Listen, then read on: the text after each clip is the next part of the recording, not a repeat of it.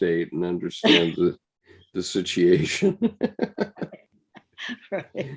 I think all of us in the early baby boom are struggling right now. Yeah. Anyway, Yeah. good evening, our friends around the world. And I'm just going to type it into the YouTube chat. And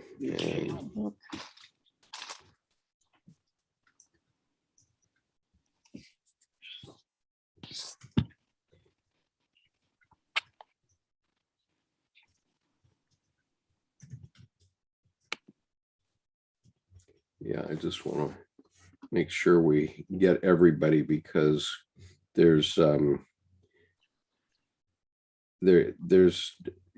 a really cool chance right now, which is people don't really appreciate it, I don't think, but we're going to do a 2-day tour of Yellowstone with Tim Holmes, who is a leading artist, and he lives in the area and knows a lot about it, and it's going to be a great thing for those that want to join that tour. And I hate for people to miss it if they ever think about wanting to do Yellowstone. Right. If nothing else. Right. Great way to do it. Yeah. And we're organizing all the tour details, including lodging and all that stuff. So it's going to be good for those that partake, and so sorry for those who don't. And so if you're on YouTube and you are hearing us talk about it, we're talking about the after party from our confluence, which will be the 14th and 15th of June 2022, when we're going to take a tour into Yellowstone National Park, which is quite near to where Tim Holmes has lived all of his life and has done a lot of art up in that area. So it's going to be a very interesting experience to have his perspective on it.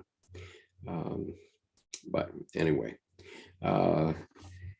so last week, I don't remember who all we had here last week, but we got up to 242, and I didn't realize that's actually the last paragraph in the entire section of the book.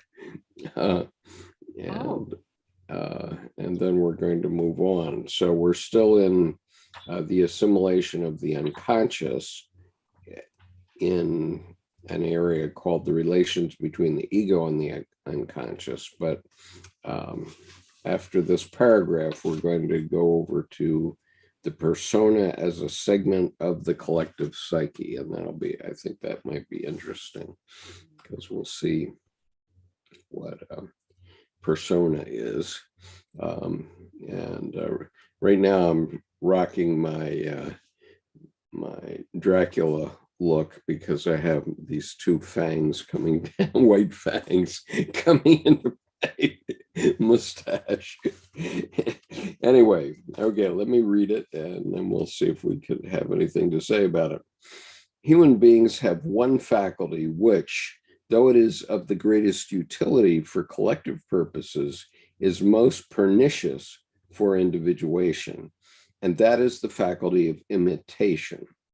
Collective psychology cannot dispense with imitation, for without it all, mass organizations, the state and the social order, are impossible. So society is organized indeed less by law than by the propensity to imitation, implying equally suggestibility, suggestion, and mental contagion. But we see every day how people use, or rather abuse, the mechanism of imitation for the purposes of personal differentiation. They are content to ape some eminent personality, some striking characteristics or mode of behavior, thereby achieving an outward distinction from the circle in which they move. We could almost say that as a punishment for this, the uniformity of their minds with those of their neighbors, already real enough, is intensified into an unconscious compulsive bondage to the environment. As a rule, these specious attempts at individual differentiation stiffen into a pose, and the imitator remains at the same level as he always was, only several degrees more sterile than before. To find out what is truly individual in ourselves, profound reflection is needed. And suddenly we realize how uncommonly difficult the discovery of individuality is. Would you like to comment on that one? Good evening, Art. Nice to see you tonight. Well, a lot of what strikes me about this seems easy to talk about from the point of view of what you might generally call fashion. One aspect of fashion in the general, kind of American society that we see around us all the time is that people are wearing sweatshirts and carrying pocketbooks and wearing hats that identify something that allows them to feel that they are what I would say, quote unquote, special. But actually what those logos or names are doing are identifying them with a group or with a group identity.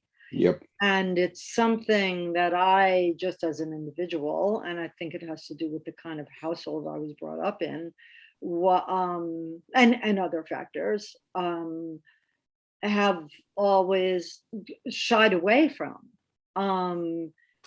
And shyness is a good word to use for it, because I didn't want to be identified in some sort of way. And the other night, I went to a gala, and at the gala, right? And I've been to many galas before, and I've been advised about the going to galas phenomenon in our society. And most of the women were wearing floor-length gowns, and most of those gowns were brand new from somewhere and represented something that mostly I didn't know what it was, but some of the people who were there knew exactly what it was. Actually, one of the co-chairs told me exactly the name of the designer who had designed her gown. And I had no idea who she was talking about, but it didn't matter. I congratulated her. I was wearing a skirt from a Salvation Army in West Palm Beach, Florida. And I brought my father with me, who died in November. And it's always very nice to bring things that he and my daughter and I went out shopping for. And he used to love Salvation Army because they had wonderful big sofas there. So we could sit on a sofa and my daughter and I could be shopping willy-nilly, right? And then I was wearing a blouse from a secondhand store that I actually worked in, and which a friend of mine who's a poet upstate, that was when I used to live upstate, she has written many poems about it, and most of her wardrobe comes from that secondhand store. So not that I want to claim bragging rights for that counter. Right now I have to do a gesture with my hands, right? You have this identification, but then there's that counter identification. But both of them, I think, are equally fraught. And probably fraught is the right word for what this paragraph is about. So that's my commentary. Fraught fashion is my commentary. Right. And I'll give a perfect example of this from the Salvation Army in Honolulu, where everybody goes to Hawaii, and most people have that on their bucket list at some point. They go to Hawaii, and if you buy a Hawaiian shirt on Waikiki, it's these days it's going to cost you $100 for a decent one. But if you just go one block over to where the Salvation Army store is, you can get them for about $15. Right. They're used. They've been worn once probably or twice by someone, but they're beautiful Hawaiian shirts and muumuus and all kinds of stuff like that. And so, my wife and her very good friend who lives there, in fact, we have two friends that live there.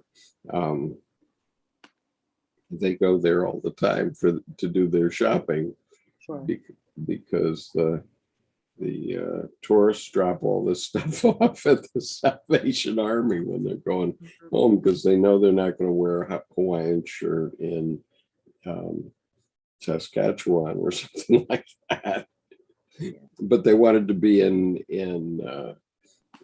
fashion on Waikiki, right? Exactly. Right. And so, we do this all the time. The whole idea of the Marine Corps is the Marine Corps doesn't want you to be different. They want you to be exactly the same. And so they actually give you a uniform to wear. They don't give it. You have to buy it usually, unless you're a very low rank, like a private or a lance corporal. But if you're an officer, you have to buy your own uniforms. And they look like everybody else's uniform, and you can jazz it up a little bit based on experience by getting some decorations on your chest, but that's it. And what the uniform says is, I'm like all the other Marines, and that isn't individuation. That isn't an individual. And very often people who try to become individuals, like my classmate Oliver North, they end up out of the Marine Corps at the mid-level at the most. And he actually ended up out after 19 and a half years. And so he didn't get his retirement because he didn't serve long enough. But he took his chances, and it didn't work out for him.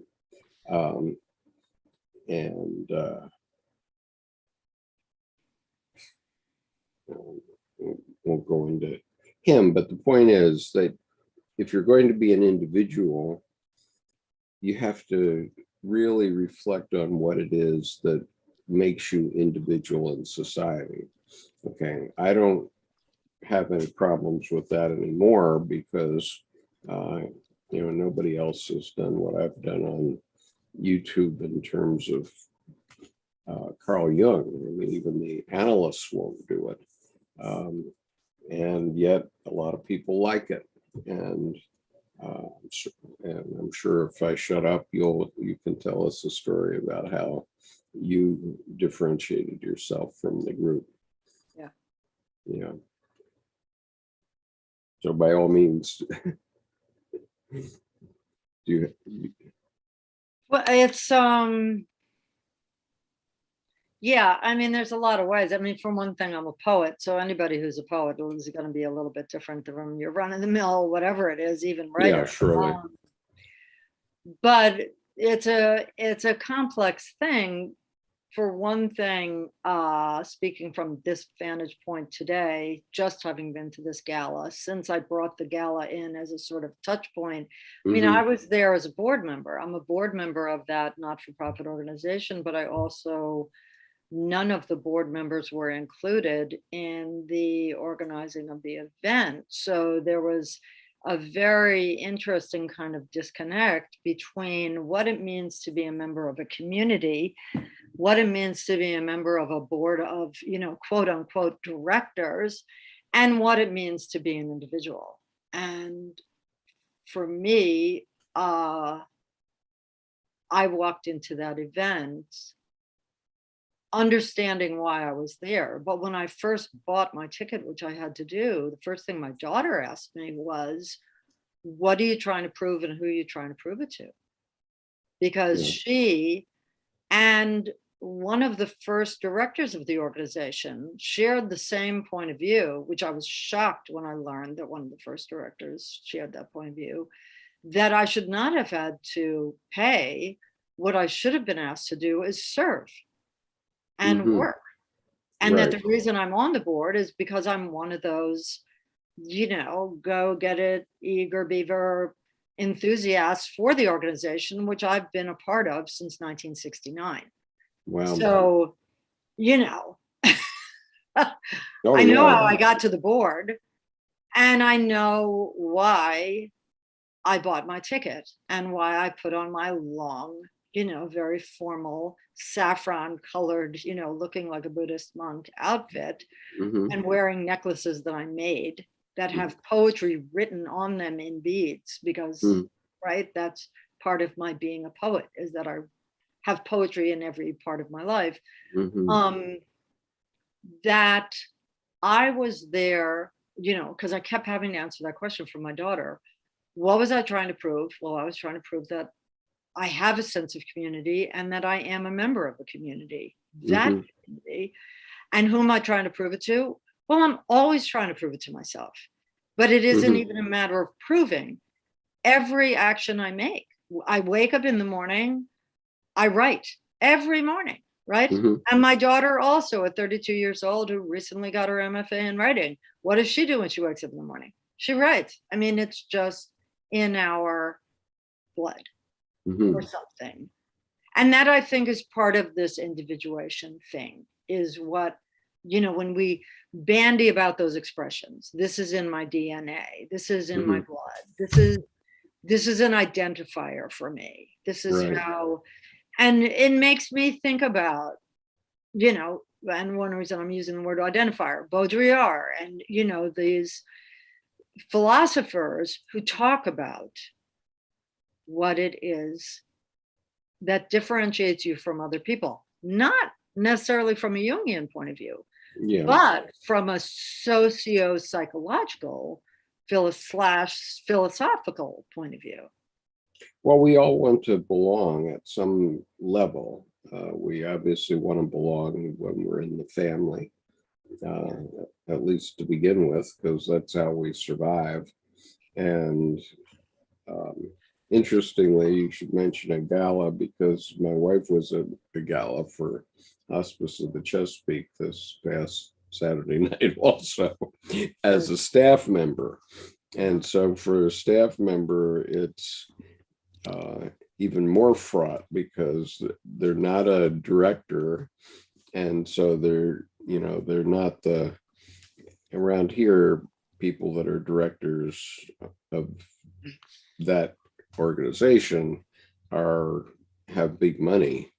And so the wives of the directors typically do have designer dresses, and they are playing that one-upsmanship, right? But then Debbie and the other staff members have an income, but it's way down the totem pole, and so they end up buying their dresses from places like secondhand shops and so on, and it works out.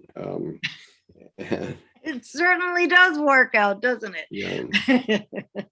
Yeah. I mean, I went to a wedding once, and I was seated next to the woman who was the head of drug enforcement for Western India, which included Mumbai. She was the head of drug enforcement, so like the head of DEA, but for about the same number of people as in the U.S., because there were 4 regions in India for a very large country, obviously. And so in order to go to that event and to go to the event that was working up to it, I had to spend, let's see, I think it was about $3,000 on dresses, and on 2 dresses, which my wife still has. I don't know that she could get in them any longer, but we spent twice as much attending that wedding, which happened to be in London, and it was an Indian wedding. We spent twice as much attending that wedding as we spent on our own wedding. Right. Entirely. Right. Yeah. Because we had to be there, and because I was I guess I was the vice chairman or something, of the company at that point. And so we had to be there, and we had to be all turned out. And it turned out to be a great thing for me, because I made connections that were like 30 years old at that point. And so I wanted to be seen and a part of it. And certainly from a Western point of view, that made us quite different, obviously. But from an Indian point of view, we were sort of like the poor folks, because we went in and all these women had all these diamonds and gold jewelry. And I turned to Alka, who was seated next to me, and I said, Alka, I'm looking around this room. There must be $2 billion worth of diamonds in this room. And she said, oh, much more. Yeah. And Debbie is always eschewed having diamonds, so we didn't have any diamonds. She might have had a $500 gold bracelet that she bought in India one time, but that was about the limit of it. But she did look splendid that evening, but we have to do it for different reasons. As it happened, the young man whose wedding it was, I had met 25 years earlier when he was 5 years old. And he was the grandson of this Indian man who had, at that time, a global business. And after we went to our trade show in Hangzhou, China, he and I, with the 5-year-old, had gone around Shanghai in a pedicab, in a rickshaw. I don't think it was pulled by an individual human, except it was probably with a bicycle. Right, with those pedals. Yeah. Right. Yeah. Probably. I We don't even think have them in New York a lot now. Oh, you do? Yes. Yes. Well, you don't want them, I can Seats tell in the you. back, little, what they call a surrey on top, right? Isn't that what that's called? Yep, Surrey. I don't think anyone calls it a surrey on top. No, fringe on top. Yeah. Surrey with the fringe on top. Surrey is Yeah. a kind of carriage. Right. Well, you want to keep that under control. I used to go to Dhaka, Bangladesh, the capital of Bangladesh. And in Dhaka, there were about 200,000 licensed pedicab operators. And so traffic was always snarled, because these guys, couldn't stay out of your way. Basically, they had no way to do that. But that's how I differentiate myself, by telling a story like that, which nobody else that I know that's not Bangladeshi has seen anything like that, or been to Shanghai and ridden in a pedicab with the chairman of a company. And he was at this wedding, and so it was really a cool thing for me to be able to show him that I was part of the group at that point, because when I originally met him, he had sponsored the trade show in Hangzhou that I attended, and and I never had any business with him that I knew of for 17 years. But then it turned out after 17 years that one of my colleagues in the U.S. said, "Oh yeah, we're part of that company and we invested in your company." I said, "Okay, well, we better pay attention to this then." And so I was actually thrilled that the old chairman was present, and he was the grandfather of the groom. Interesting story. So in a sense, that's my individuality and individuation, but in that context, I was trying to be part of the group. And Manuela is here. Good to see you. Hi, Manuela. Long time no see. One thing that your story has in common with mine is a sense of longevity, a sense of a passage of time. Mm-hmm. And one thing I thought about this gala was that if I had been in my 20s, it would have meant something completely different to me. And I would have been so thrilled. Mm-hmm. And I would have been just, bubbling around. I would have had no ambivalence, which was a word that emerged in the 2 days of digesting and processing, which, let's say, I'm mostly over now, although I'm not really sure. Because the preparation was a full 2 weeks of lots of activities. But with that longevity, I think that probably is a part of individuation. I'm not sure. What would you say about that passage of time? I mean, maybe there are people for whom this happens very quickly, like instant nirvana, right? Sort of a thing that you suddenly pretty much doesn't happen. Know something, right? Right.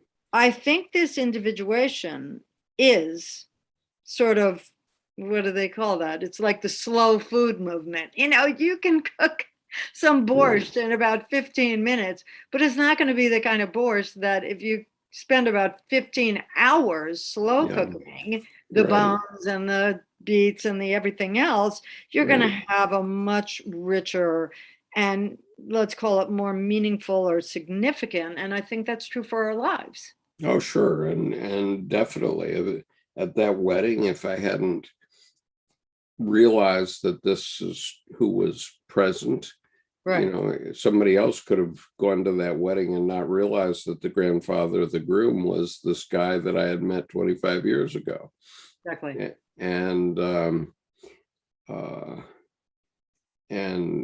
I make and so one of the things that I do that's unique to me is that I keep golden threads. And what that means is that I keep relationships with people over many, many years. I don't write them out of my life. And very often they come back to me for one reason or another. And,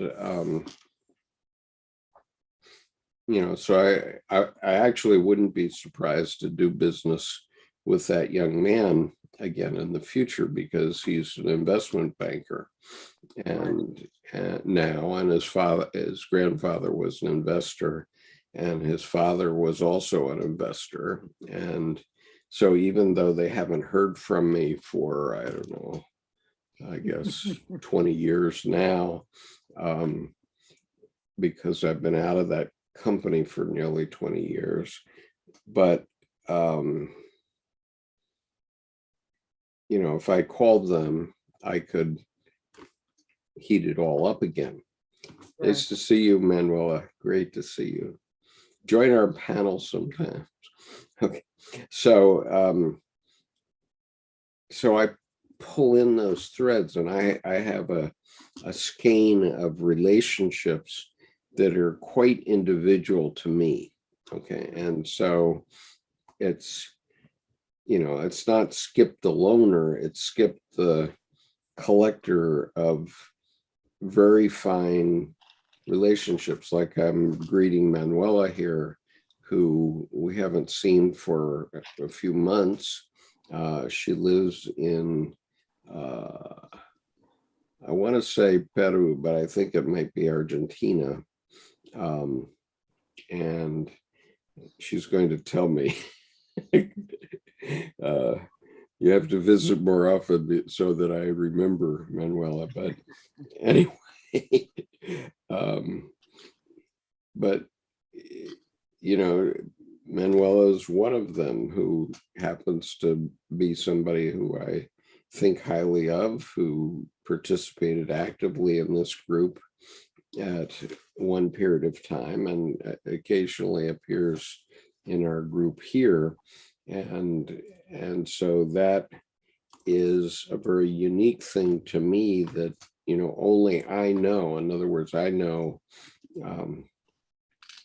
that relationship exists, and I recognize her name. And on the other hand, I can say to Muhammad, Salam Alaikum, and he'll know what that means. And most other people won't, but I can put out a golden thread to him. If he takes it up, fine. If he doesn't, fine. I've put out a lot of them over my lifetime. Yes. But a lot of them have paid off also, very big time, and still may, because I've had some relationships that have been very, very important to me in my lifetime. So shall we move on? Yes. Okay, so we're on the new chapter. Yep, we're on the new section of this book. We're talking about 2 essays on analytical psychology by C.G. Jung, and we're on page 156 of this particular version of it. And we're in a section called the persona as a segment of the collective psyche. So I'm very anxious to know what Dr. Jung is thinking about as persona within a collective. So let's take it on. I'm going to read it. So paragraph 243 in this book. Paragraph 243. In this chapter, we come to a problem which, if overlooked, is liable to cause the greatest confusion. It will be remembered that in the analysis of the personal unconscious, the first things to be added to consciousness are the personal contents. And I suggested that these contents, which have been repressed but are capable of becoming conscious, should be called the personal unconscious.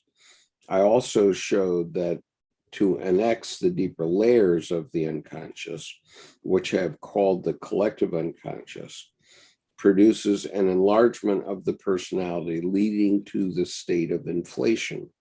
This state is reached by simply continuing the analytical work, as in the case of the young woman discussed above.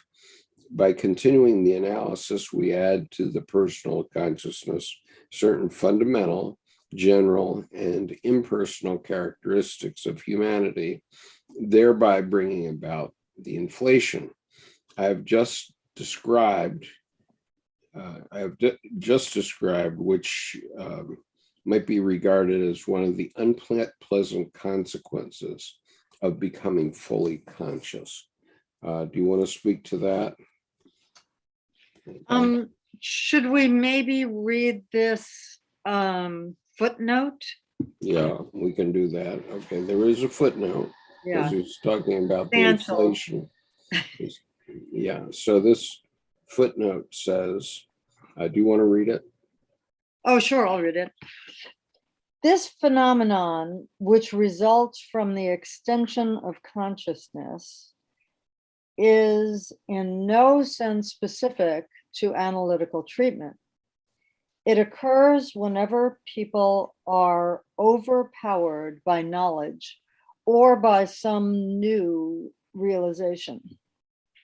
Quote, knowledge puffeth up, close quote. Paul writes to the Corinthians. Yeah. For the new knowledge had turned the heads of many, as indeed constantly happens. The inflation has nothing to do with the kind of knowledge, but simply and solely with the fact that any new knowledge can so seize hold of a weak head that he no longer sees and hears anything else. He is hypnotized by it and instantly believes he has solved the riddle of the universe. But that is equivalent to almighty self-conceit. This process is such a general reaction that in Genesis, eating of the tree of knowledge is represented as a deadly sin. It may not be immediately apparent why greater consciousness followed by self-conceit should be such a dangerous thing. Genesis represents the act of becoming conscious as a taboo infringement, as though knowledge means that a sacrosanct barrier had been impiously overstepped. I think that Genesis is right, insofar as every step towards greater consciousness is a kind of Promethean guilt. Through knowledge, the gods are, as it were, robbed of their fire. That is, something that was the property of the unconscious powers is torn out of its natural context and subordinated to the whims of the conscious mind. The man who has usurped the new knowledge suffers. However, a transformation or enlargement of consciousness, which no longer resembles that of his fellow men. He has raised himself above the human level of his age. Quote, ye shall become like unto God, close quote. But in so doing has alienated himself from humanity. The pain of this loneliness is the vengeance of the gods. For never again can he return to mankind. He is, as the myth says, chained to the lonely cliffs of the Caucasus, forsaken of God and man. Heavy Okay. stuff.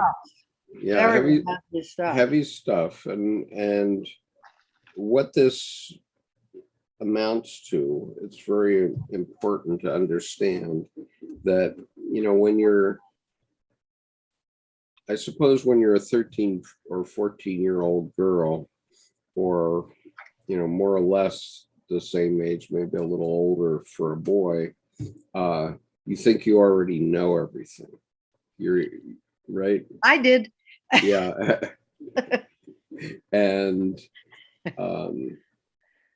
so when you behave in a way with your parents that makes them realize that you think that, then you've got a big problem with your family. And everybody out there who's listening to this video, whether now or in the future, I can say to you that if you think you know everything, I can assure you you don't. And I've been burned by this more times than I wish to count.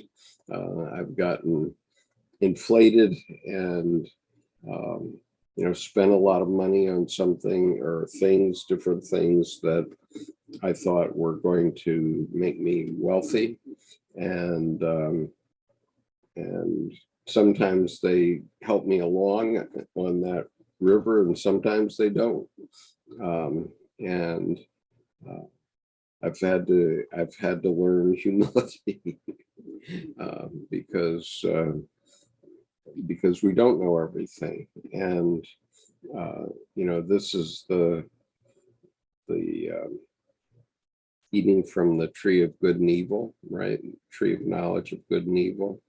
And we have this going on right now in the Ukraine-Russian war, where you know, everybody on this side of the world you know, fully expected that Ukraine would collapse in the face of the Russian army, and that would be the end of it. And so, everybody that thought that, and that was almost everyone, including the highest level generals on the Western side, was wrong. Okay, we simply were wrong. And we were wrong about a lot of things because, I was trained in the U.S. Marines to defend Norway. The eastern side of the U.S. Marines that's headquartered at Camp Lejeune and is the 2nd Marine Division, is assigned to defend Norway in the event of an attack from Russia. But at the time that we used to talk about it, we used to think that because a lot of the Eastern Bloc had been controlled by Russia for many years, we thought they'd be coming directly into Germany. And we believed that these troops, and I think Vladimir Putin must have thought this too, the troops of Russia would get to Madrid in 2 days. That's what we thought. We thought that they could get to Madrid in 2 days, and then we'd have to go and fight the Russians out of Western Europe. But now, today as today is, we see that the Russian military has some big problems that hadn't been anticipated. Number one, the oligarchs have siphoned off a lot of money in the last 30 years since the USSR has collapsed. And so they haven't updated their army since then, really. And so the Russians have all these older trucks and tanks, which are simply not going to be able to stand up to the weapons that we present them with now, and to weapons that we're now giving to the Ukrainians to use to fight back. We didn't give them before, but now that we see they're willing to fight, we'll give them the weapons to fight with. And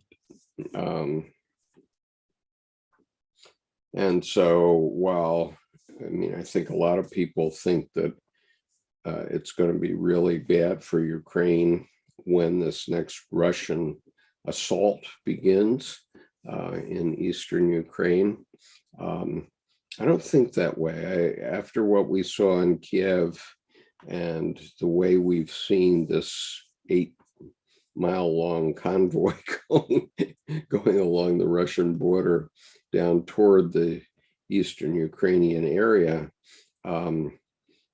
I think that the Russians are going to be in big trouble. They're going to go into a meat grinder, I think. And yes, there will be a lot of innocent civilians killed probably, but it won't. The result will be nothing like what we expected and what Putin expected. And they had at least, we assumed that they had at least about 20% of all the casualties that we had in the Vietnam War over a 15-year period. They had that many casualties in like a month in Ukraine trying to get to Kyiv. And if they have that many casualties again, which is what I expect, then they're going to have a hard time keeping it secret from the Russian people and maintaining their propaganda game. And so Vladimir Putin, who certainly is inflated and thinks that he has the capability to reach out and retake the Eastern European countries, he simply doesn't and can't and won't. That's my prophecy. Well, isn't there another side to this section of text that we were reading about, which is the dumbing down in society, and the kind of false modesty that tends to happen. I mean, I went to a school that is called a Seven Sisters School, right? And I remember when I was getting my master's in education, one of my professors had gone to Harvard. But it was very unusual for the two of us to be coming from those schools and be in the school we were in, which was Montclair State University. He as a professor and me as a student, because most of both professors and students in the program that he worked for and I was a student in had come from community colleges and a very different kind of education. Sure. And in some senses, what happened in his classes is that he asked me to dumb down. He asked me not to sound over-educated, over-intellectual, over this or over that. I mean, I don't remember which word in that, either the text or the footnote, where that over right. So this was there. You were in the graduate level. Is that I right? was, yeah. This was a master's program, but it was not a master's program in what you might call higher thinking, right? I mean, for example, a friend of mine is a PhD professor in philosophy at City University of New York, and she teaches Hegel and I forgot what else. You know, like she only teaches two philosophers, and she's just, you know, what we kind of loosely call a brainiac, right? And a tremendous scholar, right? But even my use of that term brainiac is exactly what I'm talking about. This becomes a sort of object of ridicule, and it's very often a good idea. And in a way, this is a contrast to what we were saying about the gala, right? At the galas, I mean, even though I was in secondhand clothes, nobody knew that. But, you know, we kind of stand and deliver at the level of what our environment is. But when we're in that other environment, whatever you want to call it, you know, and one of the first things that comes to mind is the January 6th insurrection. And, you know, I'm sorry to bring it down to politics again, but at that time, no, not at that time. Well, whenever it was. I guess at that time, I still was living in an Orthodox Jewish community among people who were highly, highly educated on every level, not just the Bible, not just Talmudic scholars, but really educated people. And some of them went down to Washington to participate in the insurrection. It was astounding to me. Yeah. I mean, we saw on TV the guy with the, you know, elk horns or whatever that was, you know, all this kind of dumbed down, what looked to me like dumbed down American identification. Yeah. Right. And that, did that person stay for the event, or did they take one look at the participants? They were participants. No, they were participants. They stayed and participated. Did they go into the they're Capitol? pro-Trump. That community is pro-Trump. Wow. Why would they be pro-Trump? Because they're Orthodox Jews who are pro-Israel and New York real estate people. And I don't know. That's all conjecture. I mean, they were my neighbors. I had to leave. They were dying in droves. But they also had these points of view that were very unpleasant. You know, not only the lack of mask wearing and defiance, but also what they would say in the hallway, in the lobby, on the street, and to each other about God's will and etc. I mean, I don't want to go off in that direction too far, but it is that contrast there, right? Between scholarship and learning on the one hand, and some sort of collective consciousness that Right. has to do with putting the learning aside, maybe, or something. Yeah, you have to put it aside. Certainly that was my experience in the Marines. I could be a lieutenant in Vietnam, but I couldn't be a brainiac. I mean, I had to do the job of a lieutenant and not more. And still, people did recognize that I was making a contribution that was more than they expected of a first lieutenant in the Marines at that time. Right. And that more than was welcome in your case. Yeah, surely it was welcome. Okay. Yeah, it was rather was than definitely ridiculed or something. Oh, it certainly wasn't ridiculed. But for the first 6 months that I was there, I had a field position, right? I hesitate to even say what I did, but I was an interrogation officer and had a POW compound that I was responsible for. And the last 3 months, I got moved to the division headquarters, and there, the senior officers in the military are brainiacs. They're pretty smart guys typically. Right. And they, recognized that I was a little different from the rest, and the rabble. Well, and so, I won't say everything that I did because it won't be humble, but, among other things, I briefed every new officer that joined the division for that 3-month period. I was the officer that briefed them. Let them know where to get their weapons and that sort of stuff. Mm-hmm. And it was because my colonels, and I had 2 colonels above me, 1 lieutenant colonel, 1 colonel, and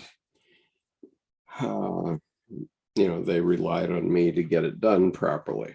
And so anyway, let's go on. But the point is that if you gain more consciousness, and you will, if you let it go to your head, it really can take you down, okay? Because you get inflated. The tendency is to get inflated, and then you find out what your limitations are, which is what happened to Adam and Eve, right?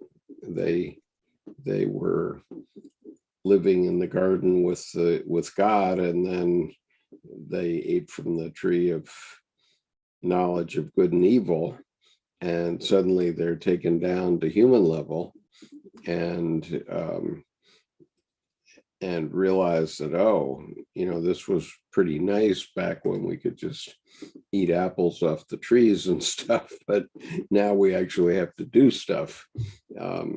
And basically that is the story of the Bible and the creation story, I think. And you have to take responsibility, and you have to know how to. And the point of getting more education is always so you can do more stuff and take more responsibility. And you can't necessarily, as you said, you have to hide your light under a bushel sometimes, because the people that you're leading are never going to do what you do, right? Probably never. And you saw it in the people that did go into the Capitol on January 6th. They had no clue what to do once they were there.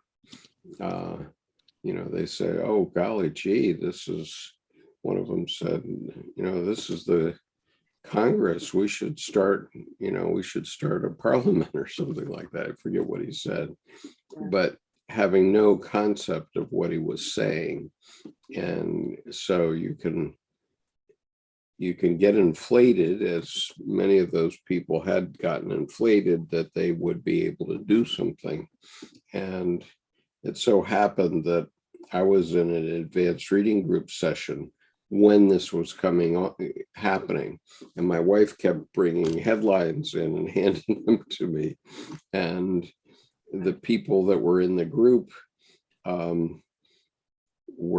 started to worry whether the U.S. Army would back this invasion of the Capitol. And I said, no, they won't. No. You know, and everybody that was listening didn't necessarily believe me, but I had no doubt. I mean, from my point of view, I know how those guys are trained, and I know they wouldn't do that. You know, maybe there were some crackpots in the Army, like Flynn and his brother, who might try to do it, but by and large, it wouldn't be allowed. And trying to do it and doing it are two different things. So I had no doubt that it would be over shortly, and that the president would be elected by the Electoral College, which is what happened. And it didn't happen until 4 a.m, but that's what happened. And so we have to be very careful about who we elect. Is what it is, because you know, people who've been tempered through the ranks know a lot. And unfortunately, Mr. Trump didn't know anything and hadn't been through all these trainings that I've been through. And so he says, oh, wow, why don't we use nukes? Well, there are good reasons why you don't use nukes. And one of them is that if you light off between 23 and 100 of them in the atmosphere, then all life on Earth dies, right? And Mr. Putin got a little lesson in that, which he should have remembered. But, you know, he had a whole battalion or something that was encamped around Chernobyl. And when the guys started to get sick, then they withdrew them. But, you know, why didn't they know that?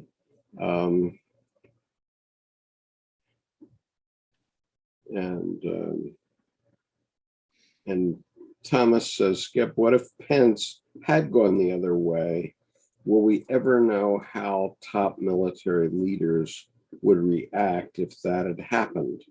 Well, I guess we'll never know, Thomas. We can hope we know for the best, but you know, even, you know, we have to understand what our responsibility is, okay? And that's taught by the religions, for example. It's taught by the military, what your responsibility is. And everyone has to take responsibility for society, or it collapses.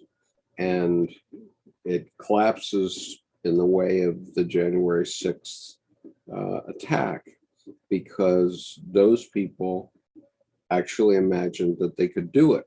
And Donald Trump actually imagined that he could do it for that 3-hour period or 6-hour period, whatever it was, where they were trying to do it. You know, there were a bunch of his henchmen that thought that they could do it, but they couldn't. And what I believe is, even if they had succeeded in putting off the Electoral College that night, I'm pretty sure that the powers that be, people who have taken responsibility for the government and for themselves, would not allow it to go through. Okay, we're going to see this. You know, we're going to see it in our elections this year. First of all, we're going to see how many Trump supported candidates actually get on the ballot, because many of them are in primaries right now. And then how many of them actually get elected? My guess is not many, but that's just me. But I may be wrong. And if I'm not wrong, then it's going to be a mess, possibly. If we let Putin mess up our election, which they're saying he wants to try to do, Katie bar the door. But I think most people will rise to the responsibility of holding our society and civilization together. And who is that, Annabelle? Who actually does that? Mr. Jung, Dr. Jung? No. Who holds civilization together? Yes. The individual. Yes, but what individuals? And each of us as individuals, I think. Right, but who does it? Who gets cockamamie ideas and who doesn't? Oh, most people get cockamamie ideas from what I see. Right. Walking down the streets of Manhattan. Okay, but you're just a terrible feminist. Okay, you're just a terrible feminist, because all right, the people that hold civilization together are the women.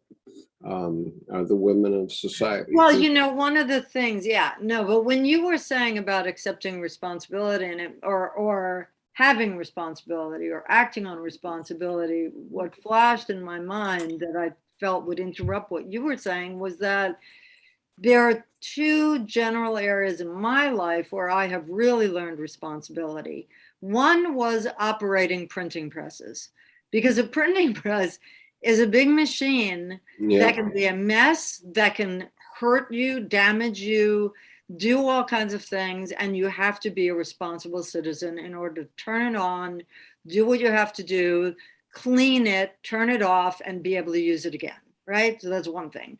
The other thing was that I became a mother, and becoming a mother taught me more than anything about being a human being, about being a citizen on this planet, about how much I didn't know. And it's endless what I could say about that learning. And I won't say that every mother learns some of what I did, or that everyone learns the same lessons or any of that, but it is about being responsible and accepting responsibility, because when you are the mother of a child and that child is hungry, that child is hurt, anything is going on with that child, and the mother archetype takes over. You look at the whole world differently. Right. And so that's why you see the women leaving Ukraine with their children, but the men staying to fight. Yes. Right. And so the men know that too. They know that, okay, if they get killed, at least they will be honored, and their children will think that they are heroes in the future. And that makes a big difference. People don't understand that it does, but it does. And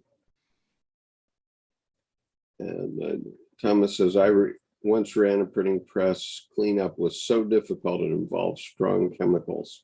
Yes. Yeah. Well, this is why. But you got to do it.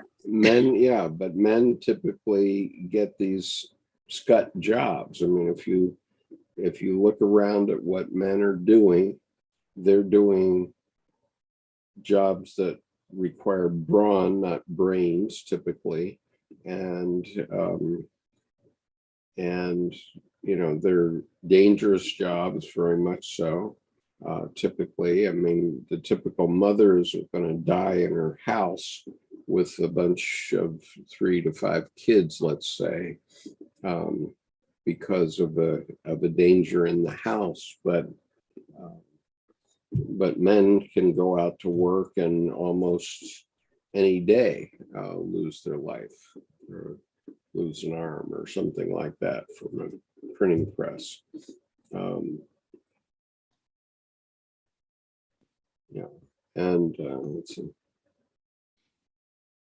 Yeah, and Thomas says, my wife often says having children changed life for her much more than for me, which is true. It does for women. And Thomas says, dangerous rollers could easily nip off a finger, not a job for a writer. Right. Right. And so,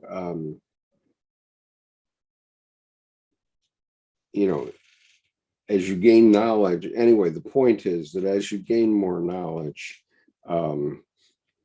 you have to remain humble and realize that you don't know everything. And, Thomas correctly brings the other side to some of these arguments I've been giving here, because I don't know if we won't have a terrible time. I've predicted that if we did not control the advancement of an evil behavior in the United States, that we wouldn't get rid of it until all the crockery is broken. And we're seeing that play out in Ukraine right now, right? The only way that they're going to get rid of the evil that's attacking them is by, going into the breach and stopping it. They have to stop it. Otherwise, their country is going to be destroyed, and it won't be their children that survive.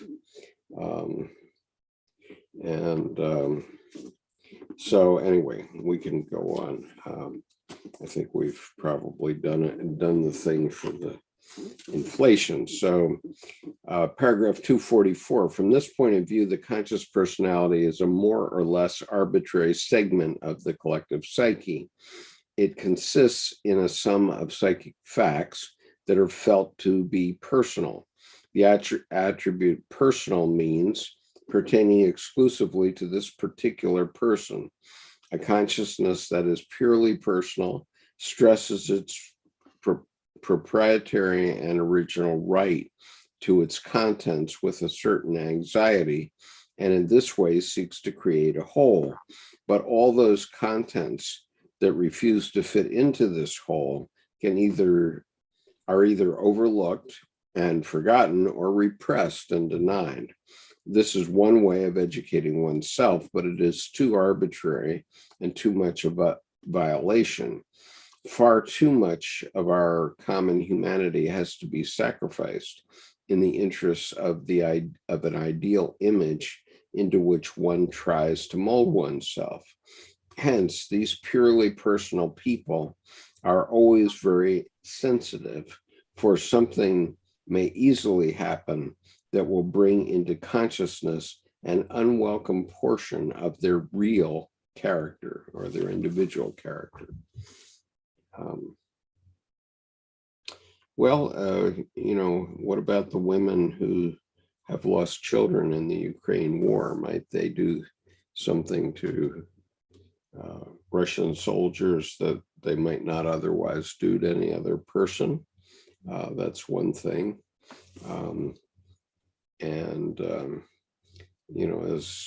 As George C. Scott playing Patton once said in the movie Patton, when you put your hand in a bunch of goo that a moment before was your best friend's face, you'll know what to do. Right. And so, and the thing about women is that once you do have a child, the mother archetype takes over, and you will do things that you never anticipated that you would do before. Even if it's driving kids to soccer practice 3 times a week, but whatever it is, you'll do that for that child. where you may have been derisive of people who did it in the past. What do you think, Annabelle? Well, and you may have just thought that something was completely unexpected. I mean, that happened to me just a couple of months ago. I went to Iceland. I had no intention of going to Iceland. Ever? I mean, maybe, right? But not just drop everything and go to Iceland. But my daughter was going and she asked me if I would go with her. So I, of course, said yes. Right? I notified them at work. I'm going to Iceland. I'm taking, vacation time. I mean, I can call it in retrospect a vacation, but it wasn't a vacation. I mean, I got a lot of enjoyment from it, and I've always gotten a lot of enjoyment from traveling. And of course, this releasing of COVID restrictions was part of kind of what made it possible. Yeah, anyway, that's a recent example for me that it never would have occurred to me. And it was just my daughter, just, in the briefest manner saying, Mom, will you go to Iceland with me? Right? Yeah. And of course you want to do that. It's not a simple question she was asking me, but my answer was so simple. Yeah. Yeah. Yep. Actually, if any of my daughters said any such thing to me, I would do my best. Just drop everything and go to Iceland. Right. Exactly. Yep. Yeah, absolutely. Or do whatever they asked. Right. But that also though, I have to say that at some point, I will understand more of what you might call ramifications of what making that decision actually meant. And I do know that it's part of my path, part of my journey, that I was going to go to Iceland. Yeah. And that when I thought to myself, oh, I'm really going to Iceland, which was quite a wake up. Every day I would wake up, I'm going to Iceland. Then it meant I was reading Icelandic sagas and I was studying maps and this beautiful Norwegian atlas in Norwegian that was a gift from a Dutch printer who I used to represent in the United States that had been sitting on my shelf that I never would have thrown away, suddenly became the most valuable atlas I had. And I do have several atlases because I love maps. But that Norwegian one in Norwegian was the best. So that, even just pulling that book off the shelf, and it was enormous, it has to lay flat because it's so huge. It was sort of like, so that's why they gave me this book in 1980, So that also, like these threads you were talking about, Skip, in your life of human relationship, there also are these threads of I don't know what, and at the gala, there was a writer whom I've known since about 1975. And I went over to her, and she was actually at my table, but she was the other side. And I went and I sat down and I said, so you went to Iceland a couple of times. Tell me about your trip, because I just went and I want to hear what it was for you, which was a connection we never otherwise would have had. And then we talked about other geographical things that we don't usually talk about. So there is that, I think, in everything we're talking about is how we are living these lives that we are not what you might call inventing. Right. Our lives are inventing us. Yes, that's a good way to put it. Or ourself is inventing us. Thank you. Yeah, Thomas says Iceland looks actually quite wonderful. Yes. And that gives me an idea. I have a daughter who loves to travel also. Someday I'd like to, that's on my bucket list to go to Iceland. Well, definitely go in the not tourist season, because I went in the not tourist season and I got little glimmers of how different it might be when the tourists flood in by the plane load full. And that would not have had quite the magic that our tour had. So in the summertime, a lot of people come. I would not go. Oh, yes. Yeah. Okay, so Thomas says, my city lost a Jungian analyst and scholar this past month. My former therapist and a good friend, Jutta von Buchholz, aged 82. She practiced right up to the day of her death. Yes.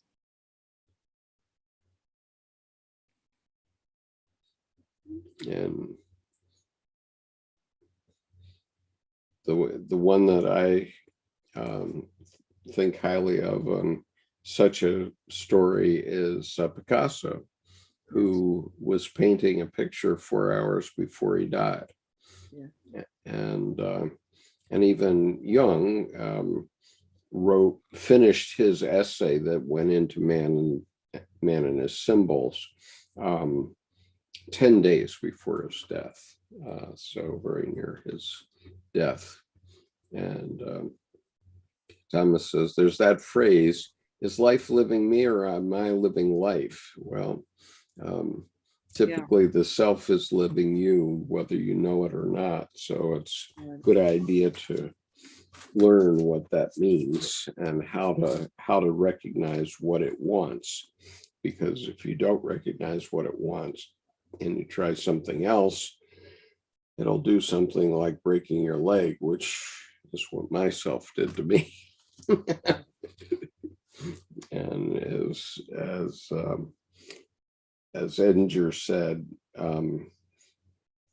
yourself will cause accidents because it wants you to be doing something else, right? Well, and also it wants you to pause. It wants you to stop and reflect. I think that this society, this civilization we live in is moving so fast that sometimes it takes something like that. For me, it was my L5 disc and weeks in traction and months of learning how to walk again. And I am ever grateful for that experience, particularly because it happened to me when I was young and I could recover as well as I did. And I could learn that lesson about pushing myself, because we all push ourselves. Surely. We all do that. Right. And we all want to workaholic, and we don't realize that we have to stop and listen every so often. Yes.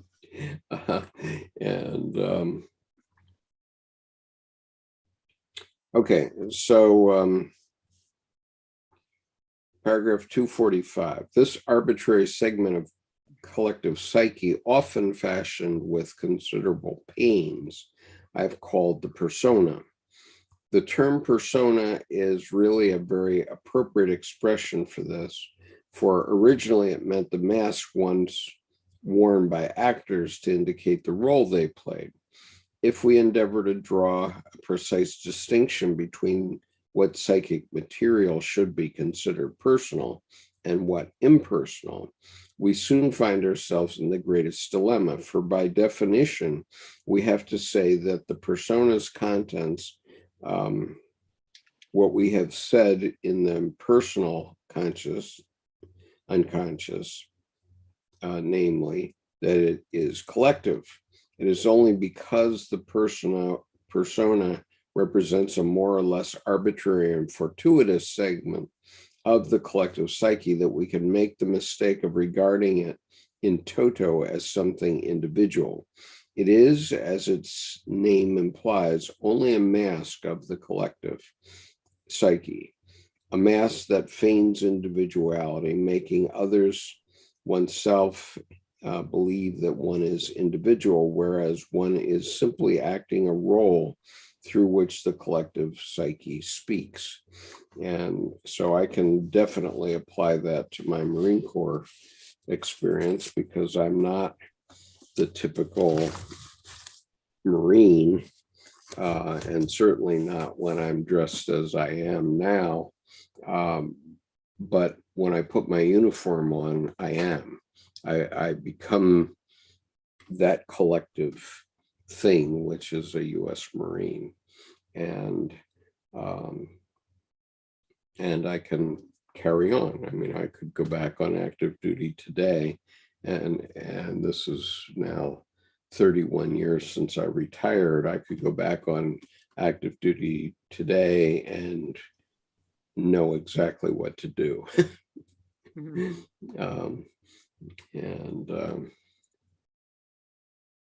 And so I'm sure that you could give us an example, Annabelle, where you go into a role and you know how to play that role, and it just is second nature. Well, the easy one to talk about is that further elaboration of putting on the secondhand skirt and the blouse and the, right? There was the face that went with it. And the face that went with it had a composure and had a kind of smile. That's a particular smile that was functional. It was like I was a functionary. And when I would approach people in that circumstance with my, silks and 3 necklaces and, whatever else was going on, and very comfortable, wearing very comfortable shoes. That skirt is very comfortable, even though it's floor length. It is exactly, just below the ankles. I don't trip on it. So that my smile would not be broken, because I was in a mask. There was most definitely a mask, and it was a mask of a role that I knew I was there to fulfill. Right. Really fulfill, like in a whole spherical round way of filling. Right. Not just surface. And so I was ready with a smile to ask questions, answer questions, all that. Well, and the same with my wife, Debbie, when she went to her gala. I didn't go. I have gone in the past, and I find these things horrifically dull. I shouldn't say that, but I do find them very dull. You might not have had a role to fulfill. One friend of mine who discussed with me my role or my reason for being there after having been there is, he said, "Oh, I get it. It's like you were out on a plank from a pirate ship for those number of hours." Yeah, and that you knew there would be a kind of shackle or weight to your ankles. And before you went into it, you did not know whether that shackle, which was the responsibility or the role or whatever we want to call it, was going to drown me at the end, or whether it was going to be, I was going to be strong enough. And my Jungian therapist told me last Wednesday, "Don't worry about this. You are strong." And I said, "Why are you using the word strong?" But when I heard this metaphor of the gangplank, I mean, not the gangplank, the out on the plank, out on the plank. I understood what she meant by strength. That once I was immersed in being there and in leaving there, I needed not only to have the water come off me, like a waterfowl, but I also needed to have the strength to just swim to shore. Yeah.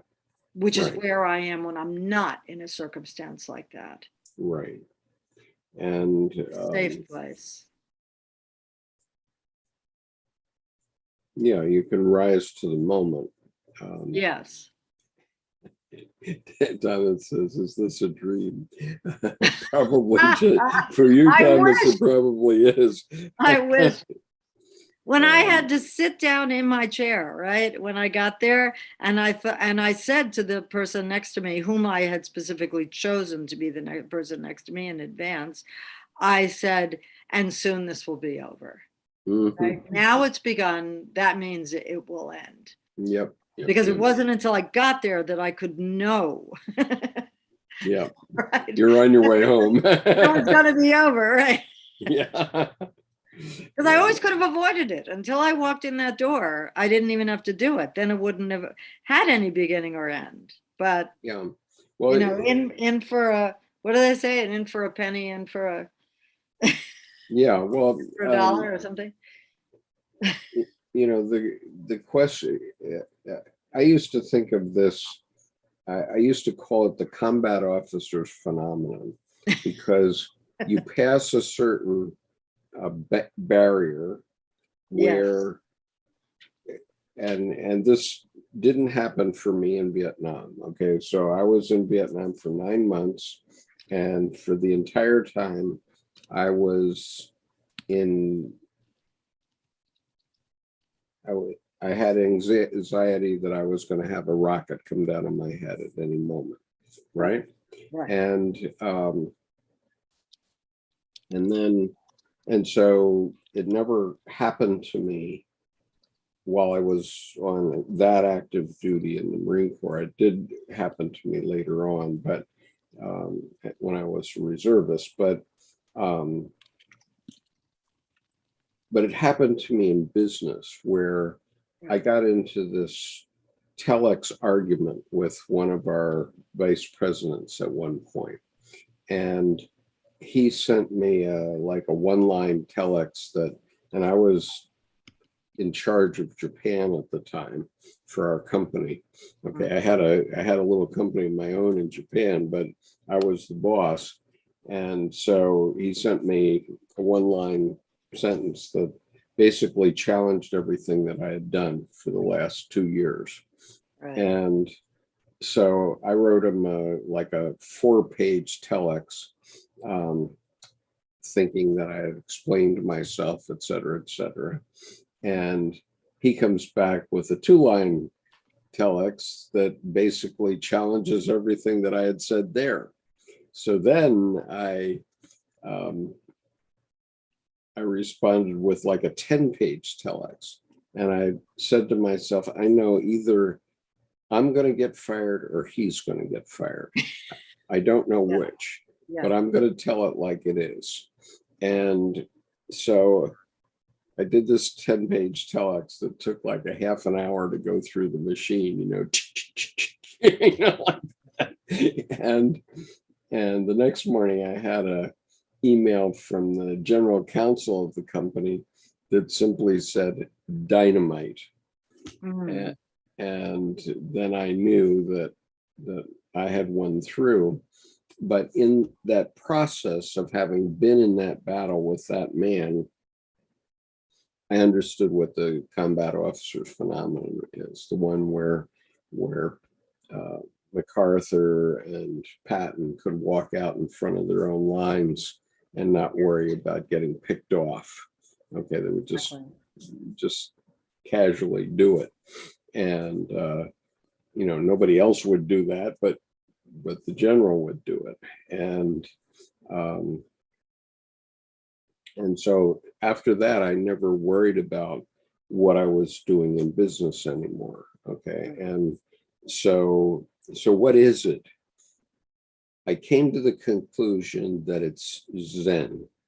Okay. And I went to a Zen weekend one time, and I said to and this is while I was living in Japan in the early 80s, I said to the teacher, what is Zen?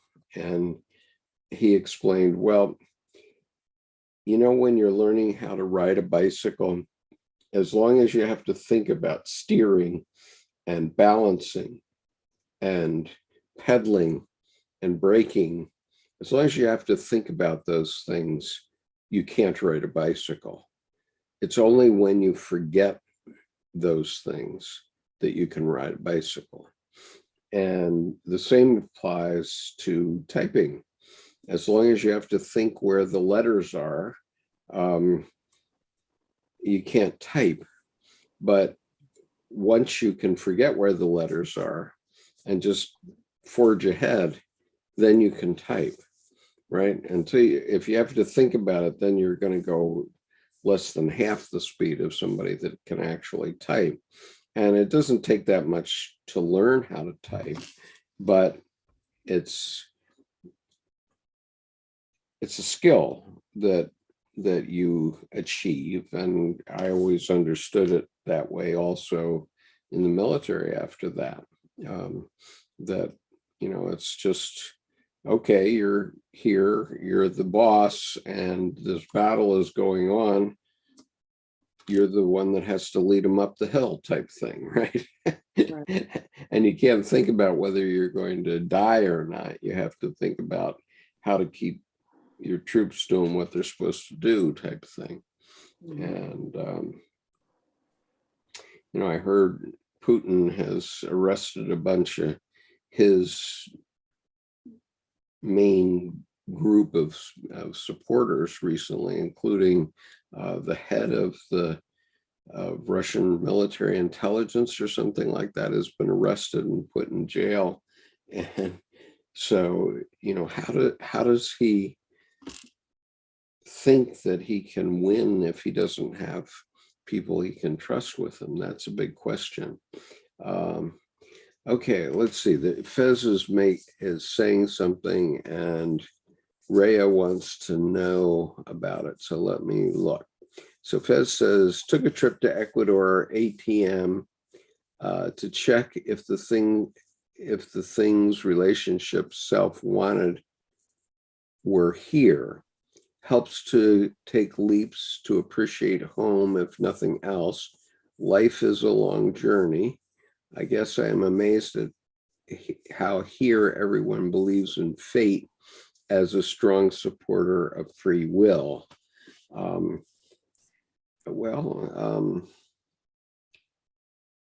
wouldn't say that we have free will. I mean, what would you say about that, Annabelle? No, I think that's in that subject we talked about in relation to when I described how I went to Iceland. I didn't have free will. And as you put it so beautifully, my life invents me, rather than me inventing my life. And when I try to impose something, best laid plans, that whole notion falls into place, which means, some other rule of the universe interferes, whatever it is. Yeah. Well, and sure. And I'm learning guidance. I mean, I'm still learning these tarot cards. And one of the things that came up about the card that I'm working on now, about to paint, doing them one at a time, as Nick suggested, the Judgment card is my current card. And to me, what I realized, one tiny thing I realized about that card just in the last 2 days, is that it has to do with what they call closing in business, right? Mm-hmm. It's real estate, whether it's, it's on the stock market, you close a sale. That means you can do anything up until that last moment, and then you close it. But that is not free will. No, you're right. So that's how I feel about free will. Right. Or that's how far I've gotten.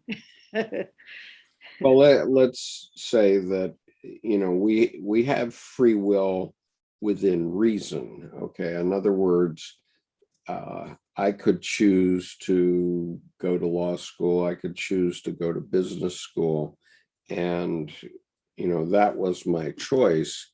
But myself is still telling me what I'm going to do with those. Okay. It turned out I'm not doing with those anything like what I thought I was going to do with them, right? And so I practiced law for 5 years and found out I detest the profession. And so the times that I've had to do legal work, I really hate it. And I even this morning I was doing my U.S. income tax, and I truly hate doing that, right? And yet I had honors in both semesters of federal taxation in law school. So just because I know it doesn't mean I like to do it. And And myself clearly tells me that now. I mean, I just dread, and I do it with TurboTax. So I do it with a lot of help from a lot of people who put that together. But still, I just dread putting the data into the software so that it'll crunch my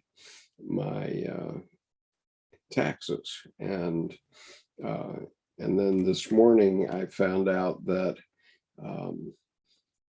my return for the state of Maryland was not accepted because I had omitted a number, an ID number or something like that on one 1099 form that belonged to my wife. And because of that, the taxes were rejected. And so I go back in trying to fix that. And all of a sudden, like 10 other things changed and wanted to be wrong. And it took me like 3 hours to work my way out of that pickle. And all I had to do was go in and put in a 10-digit number. And when I finished with it, one of the big problems was that when I had gone back in this morning, I realized that I hadn't put my wife's income on the correct line in the tax return, right? Where she makes a certain amount of money and she's a consultant. So she didn't have any withholding. And I hadn't put this on the correct line. In other words, it was, she received a 1099 NEC instead of a 1099 MISC. Okay, so I made that change, but then it comes back and tells me, well, your wife made double as much, so you owe us $7,000 in taxes. And I said, wait a minute, how'd that happen? I thought I was getting a big bunch of money back, and now you're telling me that I owe about 10,000 between the state return and the federal. And it took me, fortunately, I knew that I knew in my heart that I had somehow doubled her income, but I wasn't sure how. And it took me 3 hours to unscrew it and get it put in correctly. And then when I did it correctly, we got the same tax return that we did yesterday, except this time Maryland accepted it. So that's fate. Okay, I want to read to you about fate. I'm